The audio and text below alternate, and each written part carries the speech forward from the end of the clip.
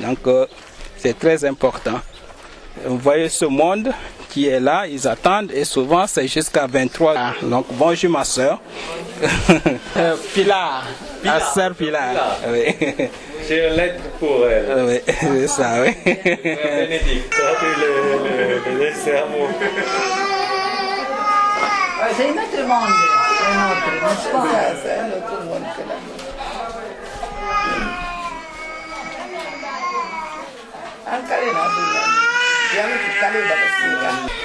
On va voir la salle de pansement. Les comas depuis 17 jours. Et maintenant, comment ça se veille maintenant? Une jolie fille, vraiment. Oui, voilà. Ici c'est la salle de pansement. Après, Augustin, qui a bien connu le père Aloïs, il va voir les photos. Ça, c'est Fatima, la plus jolie fille du village, qui avait toute sa chambre partie complètement et qui l'ont... Regardez déjà toutes ces cicatrisations-là. Tout ça, c'était la plaie. Tout ça commençait à cicatriser déjà. Et il n'a rien fait. Et c'est un enfant qui était donné comme servante à la Côte d'Ivoire et qui a été pratiquement délaissé. Et la famille l'a récupéré très très grave, sans moyen pour aller à l'hôpital. Donc ici, on a fait presque un miracle, mais ça manque beaucoup encore. C'est comme ça. Et voilà, ça c'est un travail, si on peut dire, moins reconnaissant parce que en général sont des cas très très compliqués qui ont déjà essayé tout ailleurs et qui viennent ici déjà. Pour laver, le permanganate, là-bas. On va t'expliquer bien. Après, tu mets la pommade. Ok.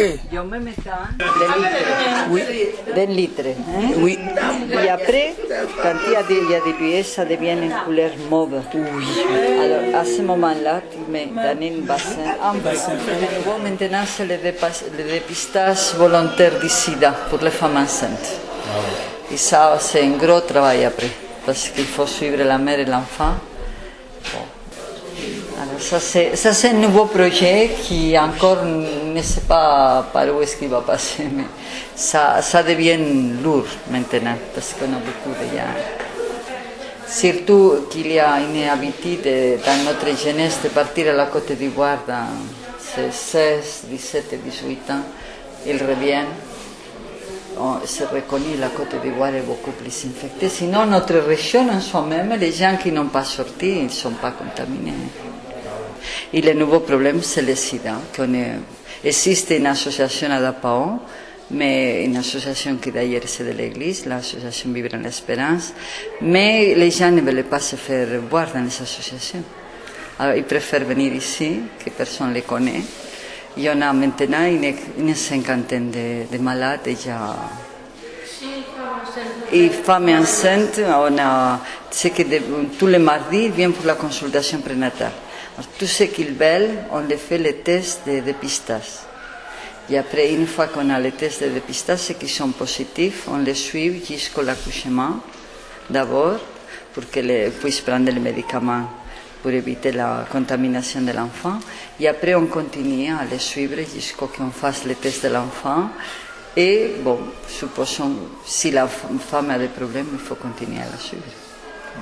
Et éviter surtout l'accompagnement psychosocial pour éviter que le couple continue à contaminer à quelqu'un et que sa situation s'aggrave aussi. Avec le problème de polygamie, c'est facile. Sofia, tu viens nous montrer ton créneau? Oui, je ne voulais pas que vous la regardiez mal.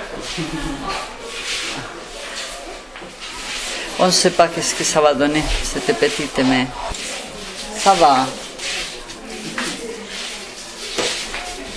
Et lui aussi, c'est la même chose, c'est un petit marabout. C'est un petit marabout qui était au Mali et l'essence l'a brûlé complètement. Et maintenant, ça reste un tout petit peu, mais comme c'est un petit voyou, il se gratte et c'est fini. Allez, lâchez. Mangez comme ça, il va pas, d'accord? Pour les repas.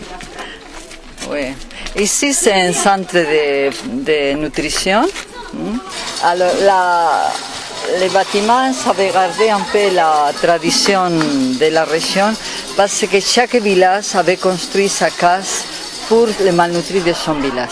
Et un jour, on a commencé, on voulait l'amener à Tangueta pour opérer. C'est l'enfant d'un catéchiste de Mandouri. Mandouri. Oui. Après Borgo, c'est là-bas. Après Borgo, voilà. Je croyais que Tu as entendu? Non. Il dit si tu mets la bougie, viens. Ah bon, c'est ça qu'il a dit. Oui. Voilà, ça c'est le repas.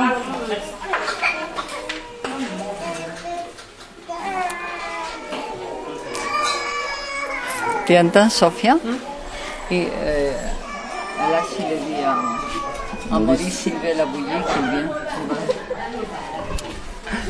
Des bâtiments.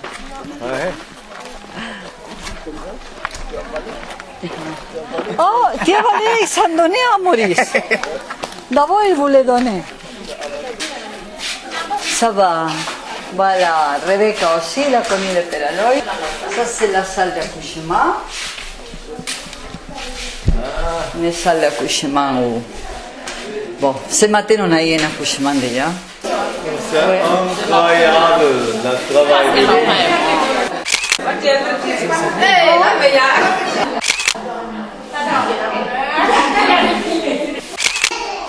Voilà. Et tu es trop noir. Regarde comme tu es. Et c'est pour l'animation un peu, les consultations de prévention. C'est pour ça qu'on vous disait, les jeudis, c'est 500 enfants à peu près qui viennent. Chaque village a son numéro. Tous les 5 semaines, les mamans amènent les bébés. Les garçons, c'est le bleu, les filles rose. Jusqu'à 5 ans, on les pèse, le poids est marqué dedans. En même temps, on peut montrer à la mère si l'enfant grandit bien ou non. Les vaccins, tout ça, tout est marqué. Bonjour mes sœurs, il y a 13 ans, je vous ai quitté pour venir ici. Je suis toujours dans mon petit village. Je vous envoie un bonjour très très chaud, à 35 degrés. Je vous embrasse toutes. Merci beaucoup.